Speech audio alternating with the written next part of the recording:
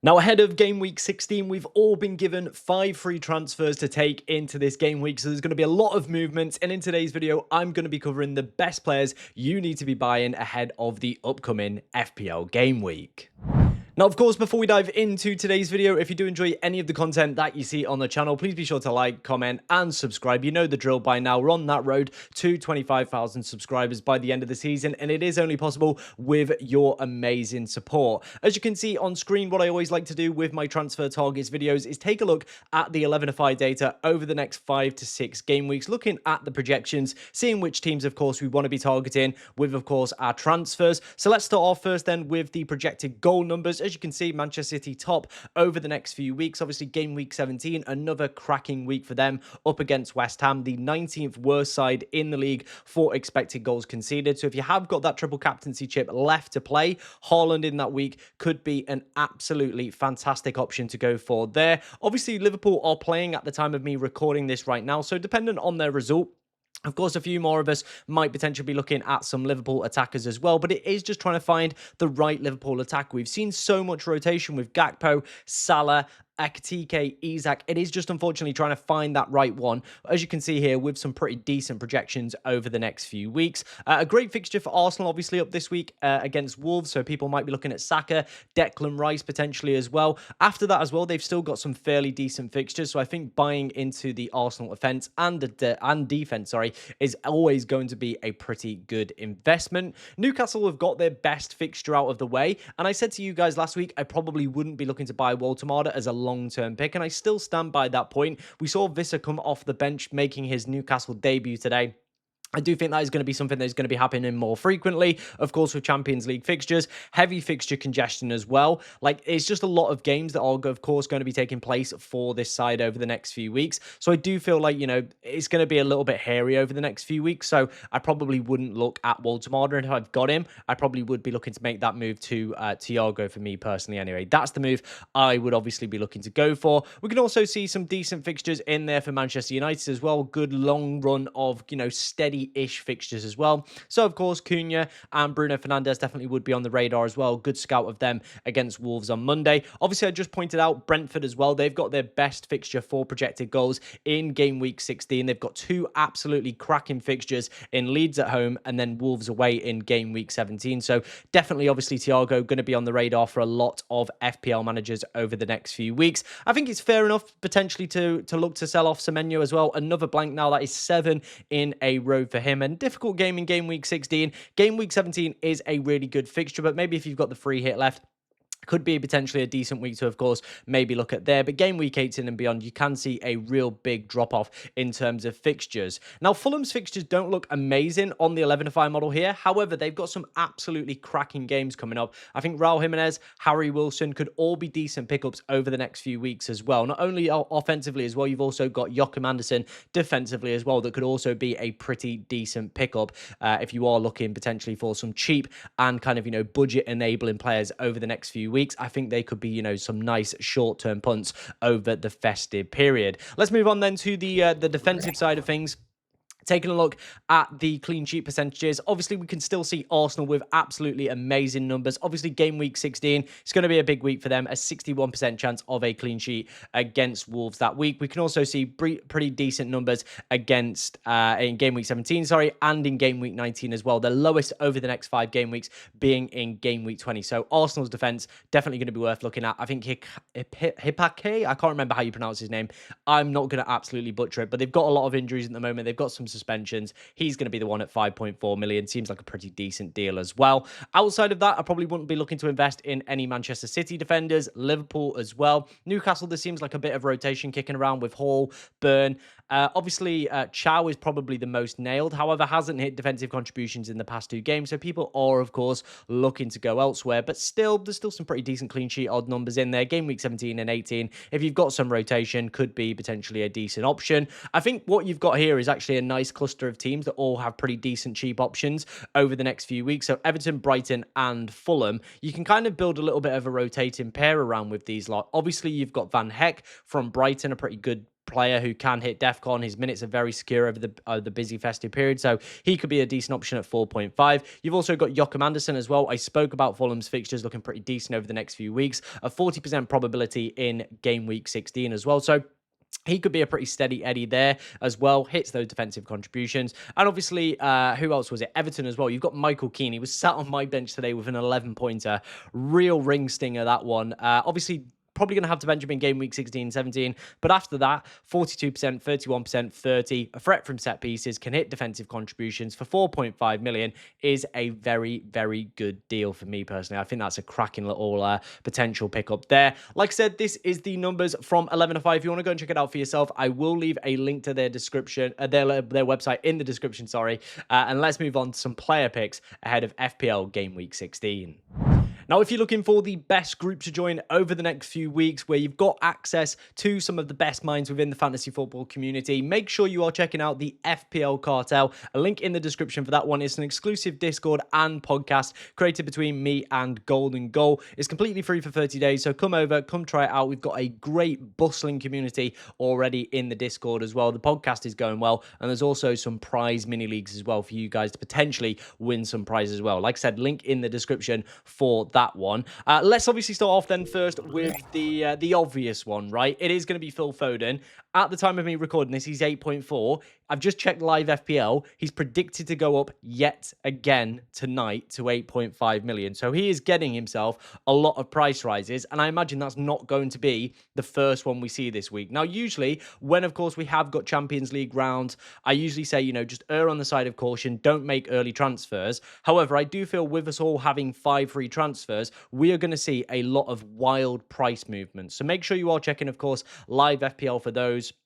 Looking what players are predicted to go up, looking what players are predicted to go down. I think Thiago and Foden are the big call outs for tonight to potentially go up. Going down, I think it's like Semenyo and Mateta, pretty highly owned players as well, that are going down. But like I said, the prices this week are probably going to be absolutely mental. And I personally, for me, would probably go early on a lot of my moves to catch a few price rises. For example, Foden, I expect probably maybe 2 or 3 price rises this week. That's how much we are expecting the market to fluctuate over the next few weeks, with everybody having 5 free transfers as well. Obviously, I've spoke about Phil Foden in previous videos as well. He's been the thumbnail for the past 2 videos as well for the Who to Buy series because of how good his recent form has been. It's now 5 goals in his past 3 games and 6 goal involvements in his past 5 games as well. Like, it's absolutely ridiculous numbers that Phil Foden has been putting up over the few weeks. And as I've said in every single video, when you catch Phil Foden right at the purple patch, he is honestly one of the best players in European football because he's just scintillating. So good. I still believe the fixtures are great as well for Manchester City. I know he got an early substitution today. I wouldn't read too much into that in terms of his long-term minutes. Before that, obviously, he's been very consistent, above 80 minutes, 90 minutes, very consistent minutes. Of course, Manchester City do have a big European clash this week. They've got Real Madrid, so that is where, obviously, they're trying to rest their best players. They were 3-0 up at the time. They took Haaland and Foden off, so that one makes sense. Obviously, they then, after the Palace game, have a Carabao Cup round. However, I do feel like Pep is probably looking at that fixture, and that is one where he will rotate all of his better players around. So I think Phil Foden for the next few is going to be an absolutely cracking player. I think they're probably the hardest fixture at the moment is either going to be Palace or Chelsea at home. Other than that, I can see some absolutely cracking fixtures in here. That West Ham at home one as well, where a lot of us could be potentially looking to go for the Haaland triple captain. Of course, we saw that on the 11-5 model, the best projected goals over the next 5 game weeks. So having Phil Foden in there feels like a really good player. Forest as well. I know they had a little bit of a renaissance period under Sean Dyche, but still seem very kind of, vulnerable defensively. So, again, absolutely cracking fixture. They've just gone and put 3 past Sunderland. It would not surprise me to see them go and do another stellar job as well. City are great at obviously destroying these low block sides. They proved that today, and Sunderland just didn't have the answers. Chelsea are bang out of form at the moment as well, and Brighton have always got a goal kind of conceded in them. And I think City will probably want to get a little bit of revenge from earlier in the season when they did lose at the Amex. So for me, I think the fixtures are great. I think Foden's minutes have continued to be pretty decent. Like I said, the early substitution today, I wouldn't read into it too much. It was more around the European football that is coming up rather than Phil Foden being a problem. If you want to make the move, I would highly recommend probably going tonight just to get ahead of all the price rises. Like I said, it's going to be mental over the next few days with everybody having 5. We've never been in this period in FPL. I can fully expect quite a few 0.2, potentially even some 0.3s. Maybe we might even get a 0.4 price increase or decrease as well for the likes of Foden, Semenyo, Thiago, all these players over the next 20, kind of 48, whatever, the full week. There we go.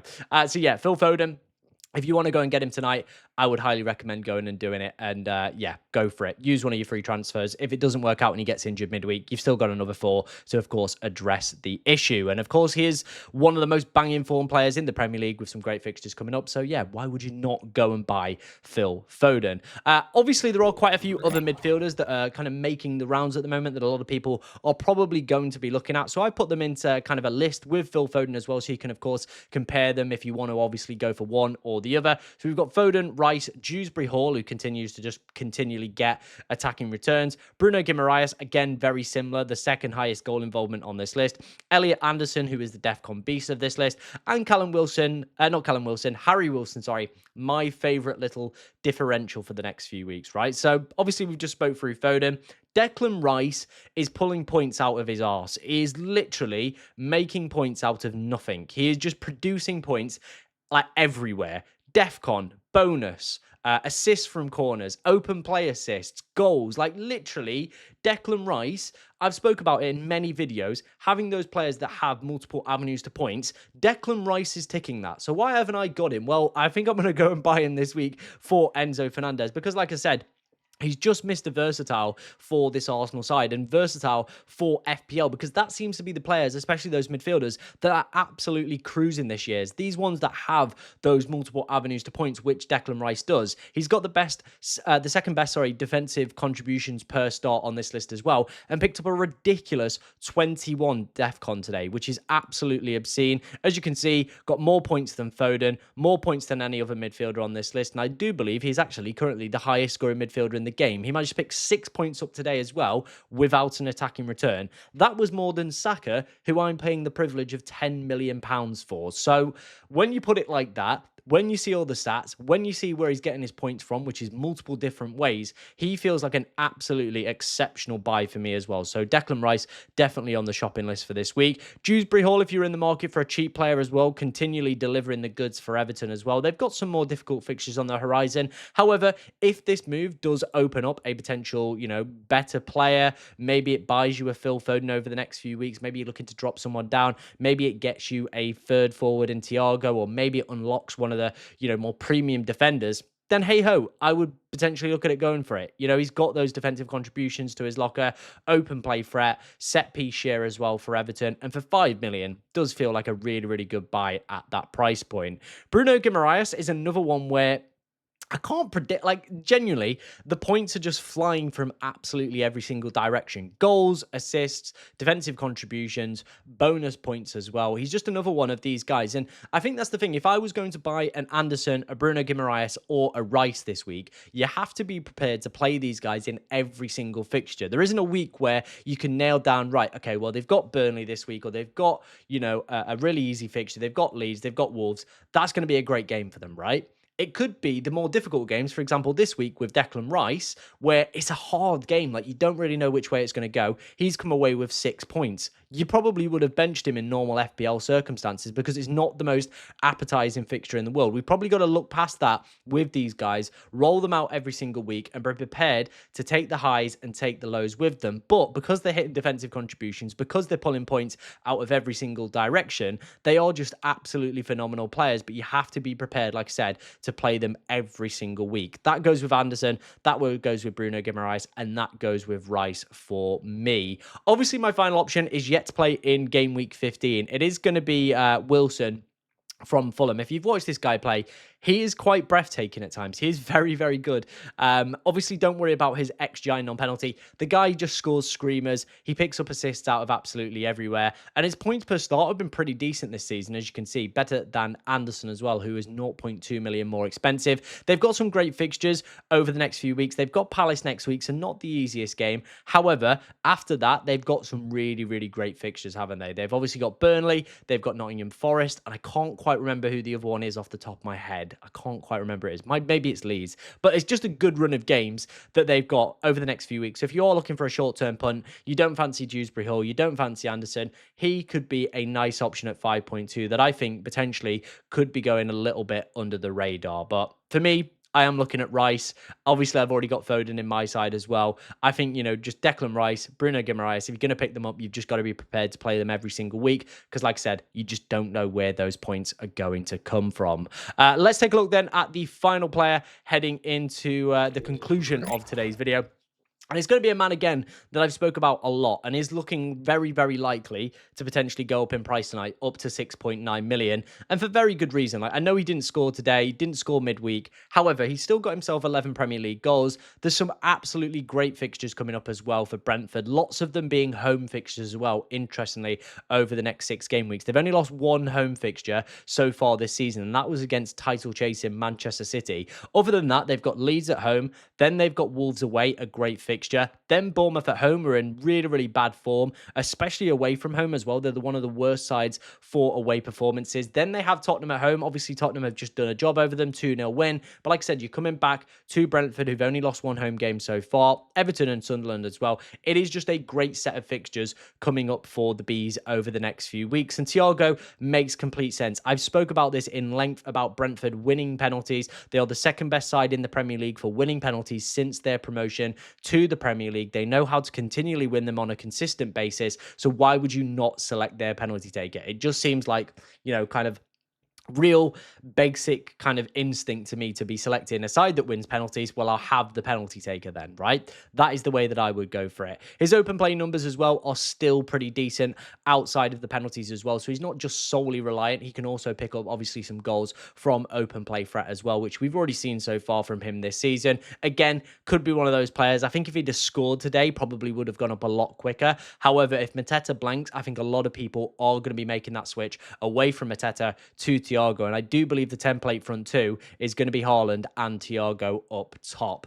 That is going to conclude today's video. Let me know what you think of my transfer targets in the comment section. If you've got any comments, get them in the comment section or head over to the FPL Cartel Discord. Make sure you're liking and, of course, subscribing as well and helping us hit that goal of 25,000 subscribers. Thank you very much for watching today, ladies and gentlemen, and the best of luck in game week 16.